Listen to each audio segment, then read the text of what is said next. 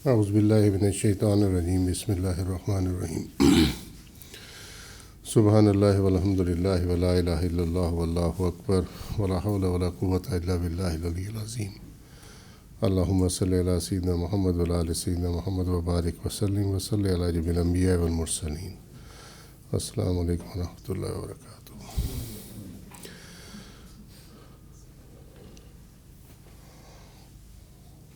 حمل، جنین اور اسقاط حمل، اس میں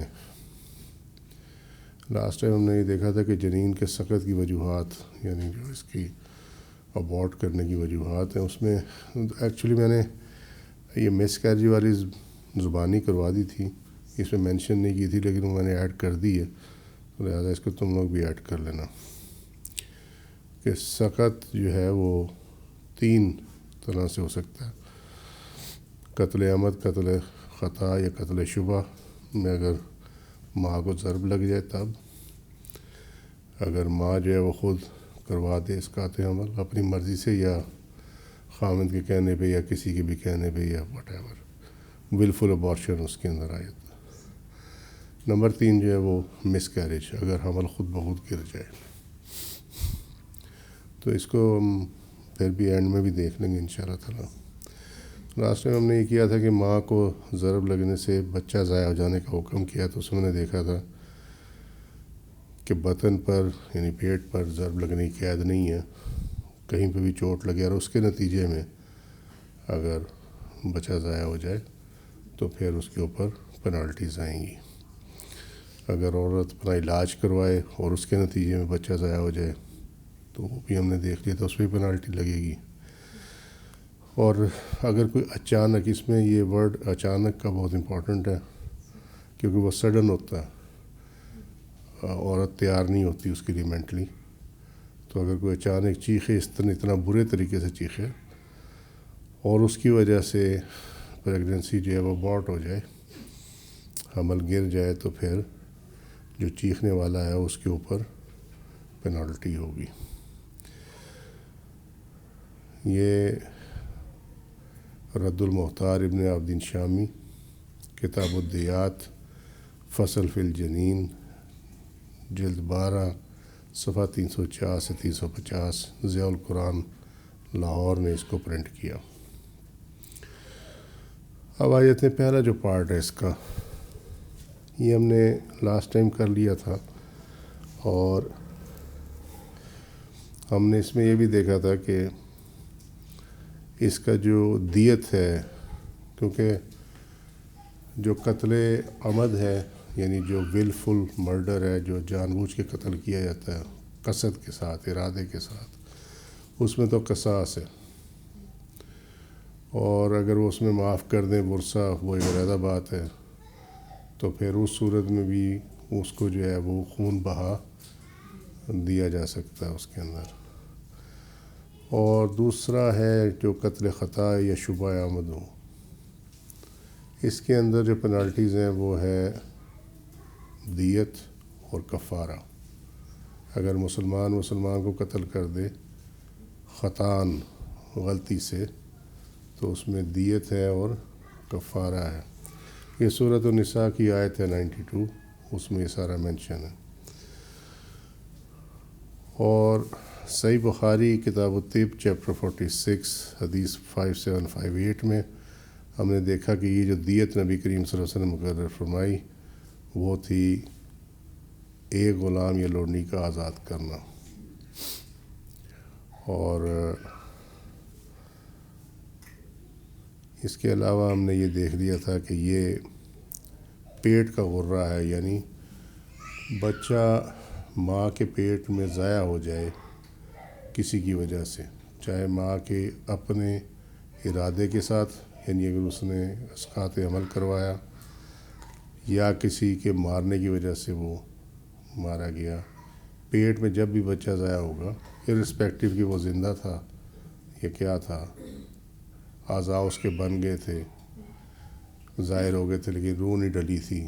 یہ میں نے لاسٹ ٹائم بھی کہا تھا، آج پھر ریپیٹ کر رہا ہوں، یہ ٹیکنیکل چیزیں ہیں، اس کو بڑے دھیان سے تمہیں دیکھنا پڑے گا۔ ذرا سی اونچ نیچ جو ہے نا وہ غلطی میں لے جائے گی. سو بی کیئرفل اباؤٹ اٹ. تو اس صورت میں جو دیت ہے وہ غرہ ہوگا، اور غرہ کا بتایا تھا کہ یہ کم سے کم کو کہتے ہیں. کسی بھی چیز کی جو ابتدائی حالت ہے اس کو غرہ کہا جاتا. سو انیشیل جب ہم کہیں گے کہ دیت میں غرہ ہے تو دیٹ مینس کہ جو کم سے کم دیت ہے اس کو غرہ کہا جاتا ہے. ٹھیک ہے. پھر ہم نے یہ بھی دیکھا تھا کہ چونکہ بعض اوقات یہ تو کہتے ہیں جی زندہ اگر ہو ماں کے پیٹ میں تب بھی یہی ہے، اگر اس کے اعضاء بنے ہوئے ہوں تب بھی یہی ہے. تو اس میں پھر ہم نے یہ دیکھا تھا کہ یہ جس پہ ہم نے وہ درس مکمل ہوا تھا اس ٹائم کہ یہ امر تعبدی ہے، یعنی اس میں یہ چونکہ اس کو مقرر فرما دیا گیا ہے تو اس کے اندر کوئی کوشچن جو ہے وہ نہیں ہو سکتا. You have to follow it, that's it, simple follow آپ کریں گے. حکم تعبدی اس کو کہتے ہیں کہ جہاں بندگی کا معاملہ آ جائے اور بندگی میں سوال نہیں ہوتا. عام طور پہ حکم تعبدی کی جو ڈیفینیشن کی جاتی ہے وہ یہ ہے کہ عبادات جیسے نماز روزہ، لیکن وہ بڑی فیک سی ڈیفینیشن ہے ہمارے نزدیک. علماء کے نزدیک ٹھیک ہے وہ ہوگی، ٹھیک ہوگی. ہمارے نزدیک جو ہے وہ یہ ہے کہ جہاں بندگی کا معاملہ آ جائے تو بندگی میں پھر سوال نہیں ہوتا. تو یہ ان معاملات میں سے ہے، اور یہی سوال جو ہے یہ امام ظفر سے کیا گیا تھا. تو وہ خاموش رہے تھے. پھر امام ظفر جو ہے وہ گئے امام ابو یوسف کے پاس، تو انہوں نے پھر آگے یہی بات کی تھی کہ تعبد کہ بندگی کرو بس. یہ سنت سے ثابت ہے، عقل سے اس کا ادراک نہیں کیا جا سکتا. یہ واقعہ علامہ ابن عابدین شامی نے رد المختار میں کتاب الدیات فصل فی الجنید جلد 12 صفحہ 352 پہ کوٹ کیا ہوا. ضیاء القرآن نے اس کو پبلش کیا. غرہ کا مفہوم کیا ہے؟ آج سے یہاں سے یہ وہ تو تھا ریکیپ. غرہ کا مفہوم کیا ہے؟ جیسے بتایا کہ غرہ کسی شے کی ابتدائی حالت کو کہتے ہیں، صورت کو کہتے ہیں. جیسے حدیث شریف ہے ان امتی یدعون یوم القیامہ غرًا محجلین من اثار الوضو. میری امت کے لوگ وضو کے نشان کی وجہ سے قیامت کے دن سفید پیشانی اور سفید ہاتھ پاؤں والوں کی شکل میں بلائے جائیں گے، چمکتا ہوا. تو غرہ جو ہے وہ روشنی کو بھی کہتے ہیں، سفیدی کو بھی کہتے ہیں. یہ گھوڑے کے ماتھے میں جو سفیدی ہوتی ہے اس کو بھی غرہ کہا جاتا. تو اس کے دو معنی ہیں. اور جب یہاں یہ آئے گا حدیث میں اگلا جو حصہ ہے وہ یہ ہے فمن استطاع منکم ان یطیل غرتہ فلیفعل، کہ اگر کوئی تم میں سے یہ چاہے کہ اس کا غرہ، اس کی روشنی بڑھے تو پھر وہ اچھی طرح وضو کرے. فلیفعل کہ وہ پھر اس طرح ہی عمل کرے، یعنی اچھی طرح وہ وضو کرے. صحیح بخاری کتاب الوضو چیپٹر 3 حدیث کا نمبر 136. اب یہ پیشانی سے جو مراد ہے وہ یہ ہے کہ سر کا ابتدائی حصہ اور چہرے کا اوپر کا حصہ دونوں ابتدا ہے، تو اس لیے اس کو غرہ وہاں پہ، اور تاکہ چہرے کا پوری طرح دھل جانا یقینی ہو جائے. ایسا کرنا بالاتفاق مستحب، یہ تو وضو کا معاملہ ہے، ٹھیک ہے. لیکن یہ چونکہ سر کا ابتدائی حصہ ہوتا ہے تو اس لیے وہ وہاں جو روشنی ہے اس کو غرہ کہا گیا. سو اینی وے جو ہمارا یہاں پہ معاملہ ہے وہ یہ ہے کہ کسی بھی چیز کی جو انیشیل ہوتی ہے اسٹیج اس کو غرہ کہا جاتا ہے، اور دیت میں غرہ سے مراد کم سے کم دیت ہے. سو نبی کریم صلی اللہ علیہ وسلم کے دور میں غرہ جو تھا وہ مکمل دیت کا 20واں حصہ ہوا کرتا تھا. یہ نبی کریم صلی اللہ علیہ وسلم کے دور میں یہ فکس تھا. وہ جو اوپر ہے نا پیٹ کا غرہ، ایک غلام اور باندی کو آزاد کرنا ہے، وہاں پہ کم از کم دیت جو ہے وہ اس کیس میں فکس کر دی گئی ہے. اب کئی کتابیں ایسی ہیں جس میں غرہ کا مطلب ہی انہوں نے غلام یا باندی لکھا ہوا، لیکن وہ کم علمی کی بنیاد پر ہے. یا آپ یہ کہہ لیں کہ انہوں نے صرف حدیث سے اس کا مطلب فکس کر دیا کہ غرہ جو ہے وہ غلام یا باندی کا نام ہے. ایکچولی غرہ جو ہے وہ کم سے کم دیت کا معاملہ ہے. ٹھیک ہے.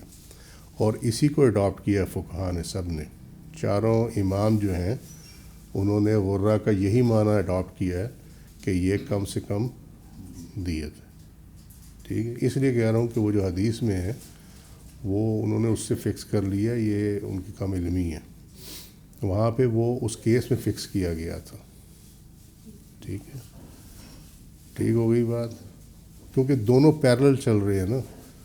اس دور میں کم سے کم غرہ بھی 20واں حصہ تھا مکمل دیت کا, یعنی مکمل دیت کیا ہے 100 اونٹ ہیں, ایسے ہی ہے نا. مرد کی دیت جو ہے اس کا 20واں حصہ کتنا ہو گیا؟ 5 اونٹ. ٹھیک ہے. سو غرہ جو تھا اس دور میں وہ 5 اونٹ تھا. اب چونکہ اس دور میں 3, اور امام ابو حنیفہ یہ کہتے ہیں کہ 3 جو ہے وہ طریقوں سے پیمنٹ کی جا سکتی ہے اس کی دیت کی. اونٹ کی صورت میں, سونے کی صورت میں, اور چاندی کی صورت میں. باقی کچھ اماموں نے اس میں وہ کپڑے وغیرہ بھی شامل کیے ہیں, لیکن ہمارا معاملہ امام ابو حنیفہ کے ساتھ ہے تو ہم یہیں اسٹک کریں گے اس کو. ٹھیک ہے. سو احناف کے نزدیک اصل دیت نقدی کی صورت میں اگر دی جائے تو 10,000 درہم ہے, اور اس کا غرہ 500 درہم بنتا ہے, 20واں حصہ. وہ کنورژن کی وجہ سے ہے. باقی دوسرے جو 3 ائمہ ہیں, جو 3 امام ہیں, وہ یہ کہتے ہیں کہ یہ اصل دیت جو ہے وہ 12,000 درہم ہے مکمل دیت. وہ اس دور کے حساب سے تھی, اور اس کا جو غرہ بنتا ہے وہ 600 درہم بنتا ہے. اچھا, اب ہوا یہ کیا ہے, جو میں تمہیں کہتا ہوں کہ یہ مکھی پہ مکھی مارتے ہیں سارے کے سارے.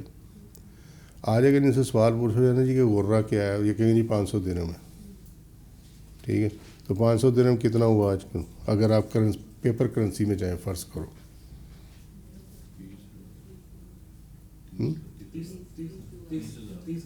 30,000. ٹھیک ہے. اچھا, اس دور میں درہم جو تھے وہ چاندی کے تھے, اور دینار جو تھا وہ سونے کا تھا.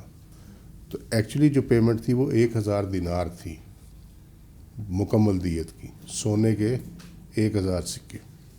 ٹھیک ہے.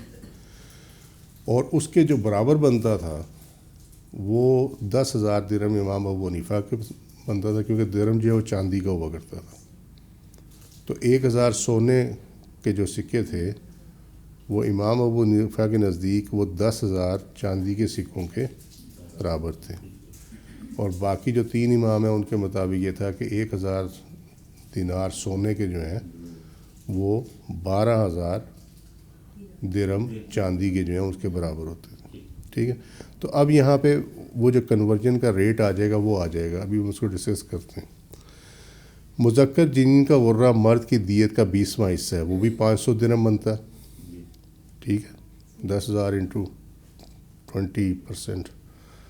اور مؤنث جنین کا غرہ عورت کی دیت کا 10واں حصہ ہے, کیونکہ عورت کی دیت 50% ہے.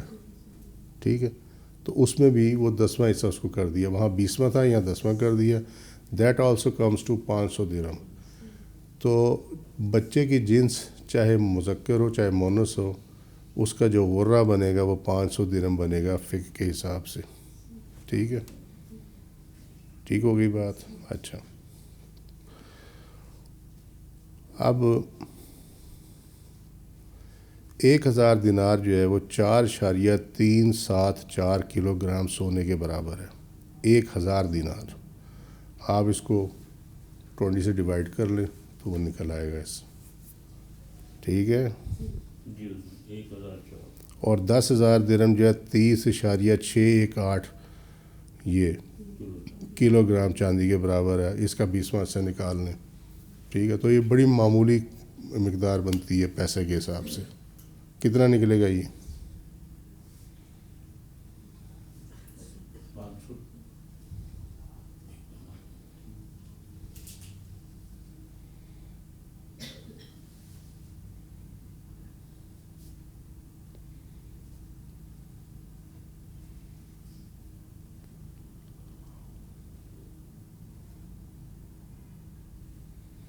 اس کا 20واں حصہ کتنا نکلے گا؟ 30.6 کے جی کا.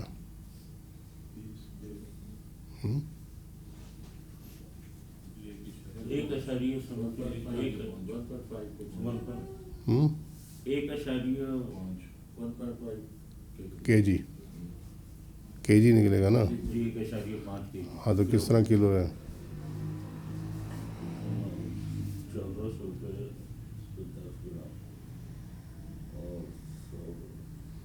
80 تولے کا 1 کے جی ہے. 1,40,000 یہ نکلے گا. ٹھیک ہے. چاندی 1,40,000. ٹھیک ہے. تو ایک جان کی جو غرہ ہے وہ یہ بڑا کم بنتا ہے. ٹھیک ہے. کیونکہ اب چینجز بہت آ گئی ہیں. لیکن جو پرنسپل ہے وہ یہ ہے کہ دیت میں معیار اونٹ ہی ہے. سمجھے. اور چونکہ غرہ جو ہے وہ کم سے کم دیت ہے لہٰذا اس کو ریفر جو کیا جائے گا وہ اونٹ کی طرف کیا جائے گا پرائمریلی. اور ہمارے دور میں چونکہ اب یہ درہم اور دینار جو ہیں وہ سکوں میں نہیں ہیں، پیپر میں ہے. ٹھیک ہے. تو لہٰذا اس کی ایگزیکٹ فگر پہ آپ نہیں پہنچ سکتے. سمجھیے بات. لیکن اونٹ تو ایز اٹ از ہی ہے، وہ تو ویسے کا ویسے ہی ہے اونٹ. لہٰذا جو غرہ ہوگا آج کے دور میں وہ 5 اونٹ ہوگی، ارسپیکٹیو کہ جو بچہ پیٹ میں مرا ہے وہ مذکر تھا یا مؤنث تھا. اب ذرا دیت دونوں لگ پتہ جائے گا. کم از کم 2-2.5 لاکھ روپے کا اونٹ. ٹھیک ہے. اور دیت کا کانسیپٹ بھی یہی ہے کہ ذرا پنچ پہنچے کہ تم نے کیا. لیکن اگر آپ مفتیوں سے پوچھو گے نا وہ 500 درہم بتائیں گے. وہ غلط ہے. ہمارے نزدیک وہ غلط ہے. اب وہ اپلائی نہیں ہوتا کیونکہ اب سکے بھی چاندی کے نہیں رہے اور جو ایکسچینج ڈفرنس بہت زیادہ آ گیا ہوا. پرائسز میں بہت فرق آ گیا. سونے کی اور اس کی چاندی کی پرائس میں بہت فرق آ گیا ہوا. لیکن اونٹ ایز اٹ از ہے لہٰذا اونٹ جو ہے وہی اسٹینڈرڈ رہے گا. یہ یاد رکھنا. تمہیں عام فتویٰ یہ ملے گا جی 500 درہم ہے، لیکن وہ پریکٹیکل فتویٰ نہیں ہے، وہ زیادتی ہے.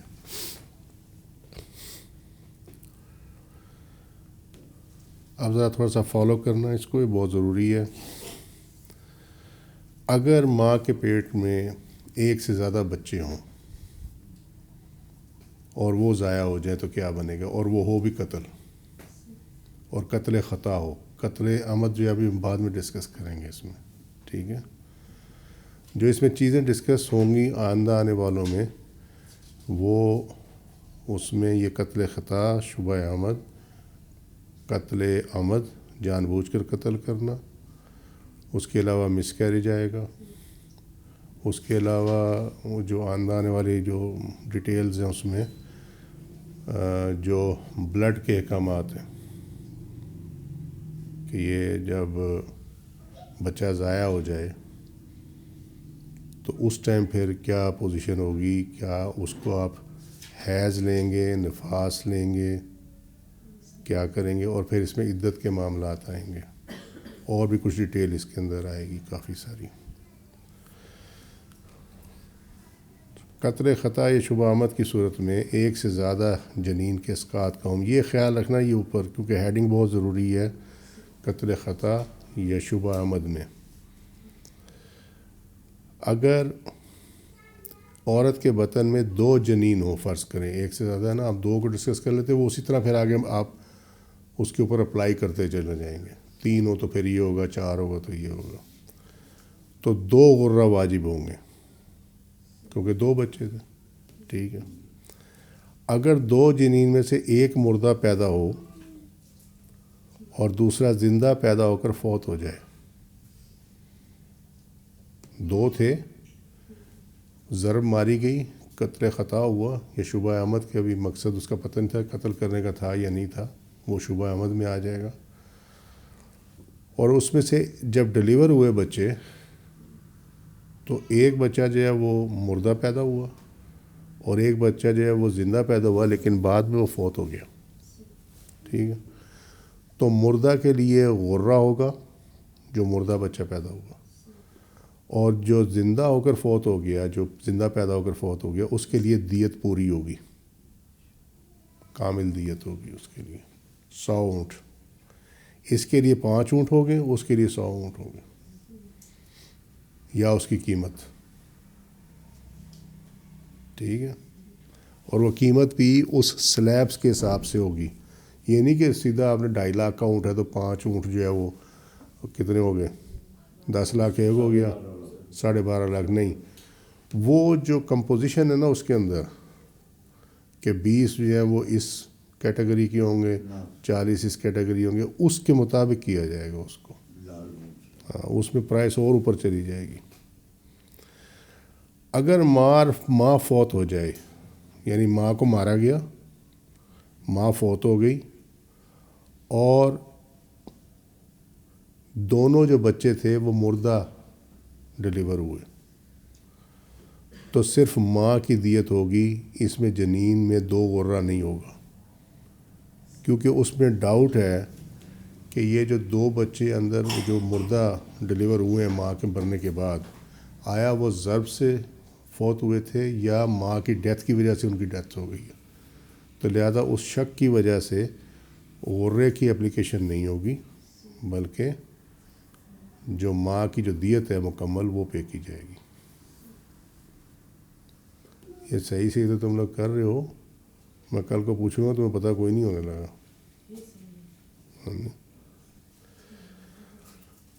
اگر دونوں جنین زندہ پیدا ہوں، پھر جنین سمیت ماں بھی فوت ہو جائے، یعنی دونوں بچے پیدا بھی ہوئے، زندہ تھے، ماں بھی زندہ تھی، اس کے بعد وہ ماں بھی فوت ہو گئی اور دونوں بچے بھی فوت ہو گئے، تو پھر 3 دیت ہوگی. اس میں غرہ نہیں ہوگا، کیونکہ وہ زندہ ہونے کے بعد فوت ہوئے. زندہ پیدا ہونے کے بعد یہ خیال کرنا. ان میں سے ایک ماں کی موت سے پہلے نکلے، ٹھیک ہے، چونکہ وہ مردہ نکلا تو اس میں غرہ ہوگا.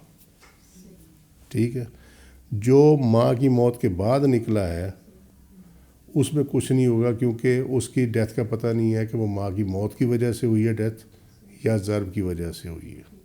ٹھیک ہے، اب کلیئر ہوگی بات؟ الحمدللہ. جو جنین اپنی ماں کی موت سے پہلے زندہ نکلا پھر فوت ہو گیا، وہ اپنی ماں کی دیت میں سے کسی شے کا وارث نہیں ہوگا، بلکہ ماں اس کی وارث ہوگی. یہ کیا معاملہ ہے؟ یہ معاملہ یہ ہے کہ جو بچہ اپنی ماں کی موت سے پہلے زندہ نکلا پھر فوت ہو گیا، اب وہ فوت ہوا ماں کے فوت ہونے سے پہلے.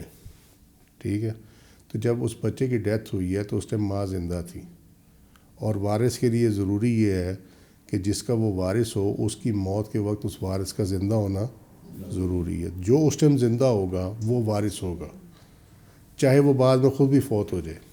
جب وہ بعد میں خود فوت ہو جائے گا تو پھر اس کے ورثہ کو وہ وراثت ملے گی جو اوریجنل مرنے والے کی وجہ سے ہوئی تھی وراثت. ٹھیک ہے، جو بچے کو ملنا تھا وہ ماں کو ملے گا، لیکن جب ماں بھی فوت ہو گئی تو پھر ماں کے جو ورثہ ہیں ان کو وہ وراثت مل جائے گی. ٹھیک ہے، وہ اپنی ماں کی دیت میں سے کسی شے کا وارث نہیں ہوگا، کیونکہ اس کی ڈیتھ ہوگی ماں کی ڈیتھ سے پہلے. یہ وہی اصول ہے وراثت والا کہ اگر کسی باپ کے یا ماں کے 4 بچے ہیں، ٹھیک ہے، ان میں سے ایک بچہ جو ہے وہ فوت ہو گیا ماں کی زندگی میں، پھر ماں فوت ہو گئی. اب جو وراثت کے حقدار ہیں وہ ہی ہیں جو کہ ماں کی فوت ہونے کے ٹائم پہ زندہ تھے، اور وہ 3 بچے ہیں. ٹھیک ہے، جو چوتھا ماں کی زندگی میں فوت ہو گیا تھا وہ وارث نہیں بنے گا. Simple as that. ٹھیک ہے، وہی سیم اصول جو ہے وہ یہاں پہ اپلائی ہوگا. جبکہ دوسرا جنین ماں کی موت کے بعد اگر مردہ نکلا تو اس میں کچھ نہیں ہے، اور وہ کسی کا وارث ہوگا نہ اس کا کوئی وارث ہوگا. یہ تو سمپل سا ہے. مگر اس جنین میں کامل دیت ہوگی، کیونکہ وہ پھر وہ بچہ خود بھی فوت ہو گیا ہوگا، زندہ تھا وہ فوت ہو گیا ہوگا، اور اس کے جو بچے کے وارث ہیں وہ اس کو وہ دیت مل جائے گی. ٹھیک، اگر 2 سے زائد ہوں تو اسی طریقے سے یہ احکامات جو ہیں وہ چلیں گے.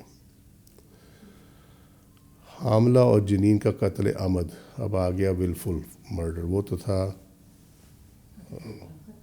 خطا میں تھا. ٹھیک ہے. اصول یہ ہے کہ فعل اثر کے متعدد ہونے سے متعدد ہو جاتا ہے. یعنی جس فعل کا اثر ہو اور وہ اثر پھیل جائے تو وہ جو فعل ہے وہ جہاں جہاں وہ اثر جائے گا وہ فعل وہاں وہاں اپلائی ہو جائے گا. سمجھے؟ جیسے کسی نے فائرنگ کی. ٹھیک ہے. فائرنگ کی, ایک بندے کو گولی لگی اور اس گولی وہ اس میں سے نکلتے ہوئے جو پیچھے کھڑا تھا اس کو بھی لگ گئی. حالانکہ مارنے والے کا ارادہ وہ پیچھے والے کو مارنے کا نہیں تھا. ٹھیک ہے. لیکن چونکہ اس کا عمل تھا قتل کرنا اور پیچھے والے کی بھی ڈیتھ ہوگی جس کو وہ مارنا نہیں چاہتا تھا, ایون دین وہ جو قتل کا جو عمل ہے وہ اپلائی کر جائے گا, چاہے اس کا مقصد اس کو مارنا نہیں تھا. اب اس میں فرق آ جائے گا کہ وہ چونکہ اس کا قصد نہیں تھا اس بندے کو مارنا پھر بھی وہ مر گیا تو وہ قتل خطا میں چلا جائے گا, وہاں دیت آ جائے گی. لیکن جس کو مارنے کا قصد تھا اس کو مار دیا تو وہاں پہ قصاص آ جائے گا. ٹھیک ہے. لیکن آئے گا قتل دونوں صورت میں.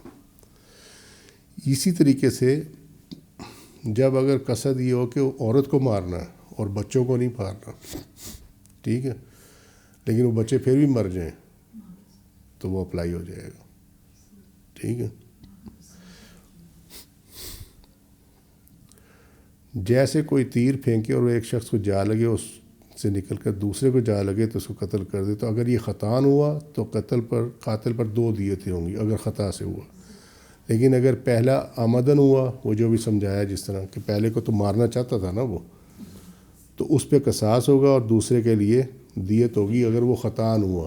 اگر اس کا ارادہ پچھلے والے کو بھی مارنے کا تھا اور وہ ایک ہی گولی سے دونوں مر گئے تو پھر 2 قصاص ہوں گے. یہ ابن عابدین شامی نے لکھا رد المحتار میں, کتاب الدیات, فصل فی الجنین, جلد 12 صفحہ 352. بزازیہ میں ہے, اپنی بیوی کے بطن پر تلوار ماری. آپ فرض کریں کوئی بھی چیز مار دی, مکہ مار دیا, لات مار دی, کچھ ہو گیا, ایسی کوئی چیز ہوگی, اور اس کے بطن کو کاٹ دیا جس میں فرض کریں 2 بچے تھے. ٹھیک ہے. 2 بچوں میں سے ایک زندہ زخمی اور دوسرا مردہ جو ہے وہ گر پڑا, جبکہ اس میں تلوار کا زخم تھا اور ماں بھی مر گئی. جو مرا نا اس میں تلوار کا زخم تھا, ماں بھی مر گئی, تو بیوی کا قصاص اس قاتل خامند سے لیا جائے گا کیونکہ یہ قتل عمد ہے, اس نے جان بوجھ کر مارا. ٹھیک ہے. ان دونوں بچوں میں سے زندہ بچہ جب مر جائے گا تو زندہ بچے کی دیت اس قاتل خاوند کے عاقلہ پر ہوگی کیونکہ اس کا قصد صرف عورت کو مارنا تھا. ٹھیک ہے. اور مردہ بچے کا غرہ قاتل کے عاقلہ پر واجب ہوگا کیونکہ جب اس نے مارا اور بطن میں 2 بچوں کا علم نہ تھا تو یہ ضرب خطا ہوگی. ٹھیک ہے. فالو کر رہے ہو نہیں کر رہے؟ ماں کے بیوی کے قتل پہ تو اس پہ قصاص آ جائے گا, لیکن اس کو یہ معلوم نہیں تھا کہ 2 بچے اندر ہیں پیٹ میں, یا اس کا ارادہ ان بچوں کو مارنے کا نہیں تھا لیکن وہ پھر بھی مر گئے, تو قتل کا الزام تو آئے گا لیکن اس کی ڈگری چینج ہو جائے گی. ٹھیک ہے. اس کی ڈگری چینج ہو جائے گی. بیوی کے معاملے میں وہ قتل جو ہے وہ عمد آئے گا, قتل عمد آئے گا, جان بوجھ کر قتل کیا, اور بچوں کے معاملے میں وہ قتل خطا میں آئے گا. ٹھیک ہے. سو قتل خطا میں دیت ہے, اور قتل خطا کی دیت جو ہے وہ عاقلہ پر ہوتی ہے, یعنی جو اس کے ارد گرد لوگ ہیں. یہ ہم نے عاقلہ ڈسکس کیا ہوگا اس کے ساتھ. نہیں پلے پڑ رہا, نہیں پلے پڑ رہا تو چھوڑ دیتے ہیں. یہ امام حسکفی نے الدر المختار میں لکھا, جو کہ رد المختار میں کوٹ ہوا کہ کتاب الدیات, فصل فی الجنین, جلد 12 صفحہ 360. اس مثال کا فائدہ یہ دیا گیا ہے کہ ماں کی موت اس بچے کے بعد ہوئی جو کہ زندہ گرا, کیونکہ اگر وہ زندہ بچہ ماں کے بعد مرتا تو وہ اپنے باپ کے خلاف اپنی ماں کے قصاص کا وارث ہوتا, پھر وہ قصاص ساقط ہو جاتا. یہ بہت امپورٹنٹ چیز ہے اس کے اندر, اور یہ اصول یاد رکھنا. یہ حدیث شریف ہے, آگے آئے گی وہ حدیث شریف کی. اگر وہ بچہ زندہ پیدا ہوتا، ٹھیک ہے، اور ماں پہلے فوت ہو جاتی، تو بچہ قصاص کا کلیم کر سکتا تھا باپ کے خلاف، ٹھیک ہے، ٹھیک ہوگی بات. لیکن وہ قصاص جو ہے وہ ساکت ہو جانا تھا، وہ اپلائی نہیں ہوتا. وجہ اس کی یہ ہے کہ نبی کریم صلی اللہ علیہ وسلم نے فرمایا کہ بیٹا جو اولاد جو ہے نا وہ باپ سے قصاص نہیں لے سکتی، اور اس کا اصول یہ ہے کہ چونکہ وہ اولاد کی جو زندگی ہے اس کا اصل جو ہے وہ باپ ہے، یعنی باپ سے ہی ہے نا اولاد. تو لہذا جو شاخ ہے نا وہ جڑ کو نہیں کاٹ سکتی، اس کا اصول یہ ہے. سمجھ گئے بابا؟ تو جب کبھی ایسا معاملہ آ جائے کہ میاں نے بیوی کو مار دیا اور اس بیوی سے بچے بھی ہیں، تو وہ بچے جو ہیں باپ کے خلاف قصاص نہیں لے سکتے، ٹھیک ہے. جی بالکل. اب یہ وہ دو بھائی ہیں، ایک بھائی کو مار دیا تو باپ نے جو ہے اس کو معاف کر دیا جائیداد کے اس میں ان کے، یہ اس طرح کے ہی مرتے یہ آتے ہیں. خیر یہ بھی صبر کر، اور وہ قصاص ساکت ہو جائے گا جس میں کوئی اپنے باپ پر قصاص کا وارث ہو. باپ سے مراد اصل ہے، اور کوئی فرع اپنی اصل کے خلاف عقوبت کا مستحق نہیں ہو سکتا. یہ اصول ہے. فرع من برانچ، اصل من اس کی جڑ جو ہے، ٹھیک ہے. تو کوئی فرع اپنی اصل کے خلاف عقوبت کا مستحق نہیں ہو سکتا، کیونکہ وہ اس کی زندگی اس کی وجہ سے ہے، اس کریڈٹ کی وجہ سے اسے قصاص نہیں لے سکتا. امام العسقفی در المختار کتاب الجنایات فصل فیما یوجب القواد وما لا یوجبہ، جلد 12 صفحہ 214 215. ایک آدمی اگر جان بوجھ کر اپنے داماد کو قتل کر دے جبکہ اس کی بیٹی مقتول کے نکاح میں تھی اس ٹائم جب اس نے قتل کیا، تو قصاص ساکت ہو جائے گا، کیونکہ بیٹی باپ کے خلاف قصاص کا وارث نہیں بن سکتی. امام الحسکفی دار المختار رد المختار میں کتاب الجنایات، یہ وہی فصل ہے جو بھی ڈسکس کی، جلد 12 205 میں. ابن عابدین شامی کہتے ہیں کہ ابتداً اس کے لیے قصاص ثابت ہوگا کیونکہ وہ مقتول کی بیوہ ہے، وہ جو بیٹی ہے اس کا خامند قتل ہوا، لیکن وراثت میں وہ ثابت نہیں ہوگی.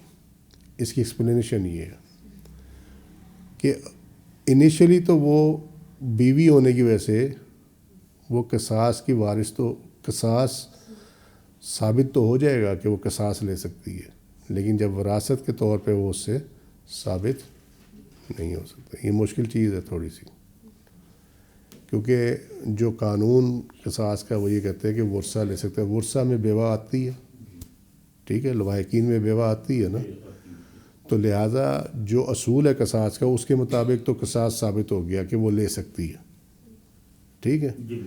لیکن جب وراثت میں آئے گی کہ بطور وارث وہ قصاص لینا چاہے باپ سے، تو وہ نہیں لے سکتی. یہ ہے معاملہ اس کا. دونوں میں ڈفرنس ہے. پہلا حصہ جو ہے وہ قانون کے مطابق ہے کہ قصاص کا قانون یہ ہے کہ وہ وارث، وہ قصاص ثابت ہو گیا اس سے لینا، ٹھیک ہے. لیکن وراثت کے قانون میں چونکہ نبی کریم صلی اللہ علیہ وسلم نے فرمایا کہ وہ قصاص نہیں ہے اس کی اولاد کی طرف سے، تو پھر اس وجہ سے اس کو وہاں سے نکال دیا. اب بھی نہیں سمجھ میں آئی بات؟ آپ اگر وہ قصاص کی بجائے دیت ملے اس میں تو وہ نہیں لے سکتی اس سے. ہاں وہ نہیں لے سکتی. وہ جو 1/8 حصہ ملنا تھا وہ نہیں ملے گا اس کو.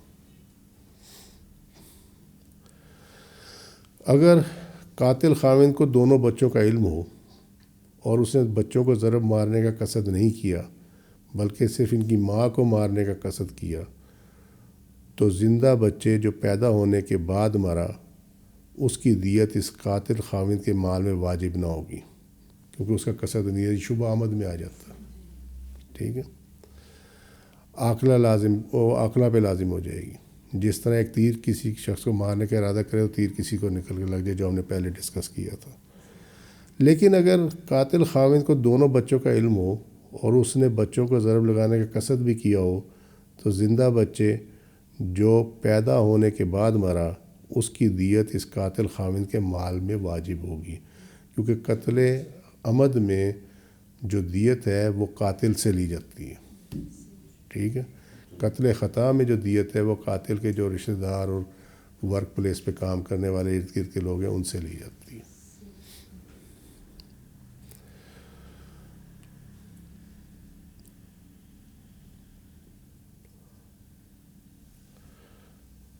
یہ ابن عابدین شامی نے لکھا، رد المختار کتاب الدیات فصل فی الجنین جلد 12 360 میں. نبی پاک صلی اللہ علیہ وسلم کا فرمان ہے، لا یقاد الوالد بالولد، والد سے اس کے بچے کے عوض قصاص نہیں لیا جائے گا. یہ وہ حدیث ہے جو بیان کر رہا تھا. سنن ترمذی کتاب الدیات چیپٹر 9 حدیث کا نمبر 1400. کیونکہ والد بچے کی زندگی کا سبب ہے، لہذا بچہ باپ کی زندگی فنا کرنے کا سبب نہیں بن سکتا. اس وقت جب باپ اپنے بچوں کو عمدن قتل کرے تو باپ کے مال میں سے 3 سالوں میں کامل دیت واجب ہوگی. یہ اس کا اصول ہے. یہ امام الاسقفی نے الدر المختار میں کتاب الجنایات فصل فیما یوجب القواد وما لا یوجبہ جلد 12 صفحہ 210 211 یہ فتاوی شامی میں کوٹ ہوئی ہے. اس طرح اب کلیئر ہو گئی بات. سمپل سی بات ہے. نبی کریم صلی اللہ علیہ وسلم کا فرمان ہے، والد سے اس کے بچے کا قصاص نہیں لیا جائے گا. ٹھیک ہے جی. ایک آدمی نے ایک ایسے بچے کو قتل کر دیا جس کا سر نکل چکا تھا، یعنی ڈیلیور ہو رہا تھا. اس نے اس بچے کو قتل کر دیا ڈلیوری کے دوران ہی، اور اس نے آواز نکالی تو اس پر دیت لازم ہے. اگر اس بچے نے، اس کا سر جب دنیا میں آیا اور اس بچے نے آواز نکالی، اس آدمی اسے قتل کر دیا تو اس پہ دیت لازم ہے. میں وجہ سمجھاتا ہوں بھی کہ اس پہ دیت کیوں لازم ہے. اگر اس کا نصف بدن سر کے ساتھ نکل چکا تھا یا دونوں قدموں کے ساتھ نکل چکا تھا تو اس میں قصاص لازم ہوگا. وجہ یہ ہے کہ جب تک جسم کا اکثر حصہ بطن مادر سے باہر نہ آئے تب تک بچے کو زندہ پیدا ہوا کنسیڈر نہیں کیا جاتا. اگر صرف سر باہر نکلے تو وہ زندہ کاؤنٹ نہیں ہوگا. اس نے اس کو اس ٹائم مارا جب صرف سر باہر نکلا تھا. ٹھیک ہے. تو لہذا اس ٹائم وہ بچہ مردہ کاؤنٹ ہوگا. اس وجہ سے اس میں دیت ہے. ٹھیک ہو گئی بات. لیکن جب بچے کا اکثر حصہ دنیا میں آ گیا، ٹھیک ہے، نصف بدن، ہاف باڈی، سر کے سمیت، تو پھر وہ زندہ گنا جائے گا. تو اس صورت میں یہ قتل عمد ہوگا اور یہ قصاص لیا جائے گا اس میں کہ اس نے زندہ کو مارا. ٹھیک ہے. اب جی یہ کیسے ہو سکتا؟ شریعت اس پہ نہیں جاتی کہ یار یہ نہیں ہو سکے، یہ نہیں ہوگا. شریعت اس پہ جاتی ہے کہ یہ ہو سکتا ہے. ٹھیک ہے. اور اب تو ہاسپٹلس وغیرہ میں ہیں، لیکن اگر ہاسپٹل میں کوئی انجیکشن دے کے مار دے تو تب بھی یہی اپلائی کرے گا. اس کی اعضاء میں سے ایک اس کے کاٹنے میں یہی حکم ہے کہ اگر اس کا کوئی کاٹ دے اعضاء، جو بھی اس نے، وہ بچہ پیدا ہوا اکثر حصہ باہر آ گیا تھا، اس میں سے کوئی اس نے اس کا عضو کاٹ دیا تو اس پہ بھی قصاص کا جو ہے وہ اپلائی کر جائے گا. ابن عابدین شامی رد المختار کتاب الجنایات یہ فصل فیما یوجب القواد وما لا یوجبہ جلد 12 صفحہ 209 ضیاء القرآن پر میں نے اس کو پرنٹ کیا. یہ جو درس ہے اس میں کتاب الحیض، کتاب النکاح، کتاب الطلاق، کتاب الجنایات، کتاب الدیات، کتاب الفرائض، ان تمام سے ٹیکس لے کے تو اس کو یہ تیار کیا گیا، تو لہٰذا بی کیئرفل اباؤٹ اٹ۔ آج کے لیے اتنا ہی، وما علینا الا البلاغ واللہ رسولہ اعلم بالصواب۔ سبحانک اللہم وبحمدک، اشہد ان لا الہ الا انت، استغفرک واتوب الیک۔ عملت سوءا وظلمت نفسی فاغفر لی فإنہ لا یغفر الذنوب الا انت۔ سبحان ربک رب العزۃ عما یصفون وسلام علی المرسلین والحمد للہ رب العالمین۔ السلام علیکم ورحمۃ اللہ وبرکاتہ۔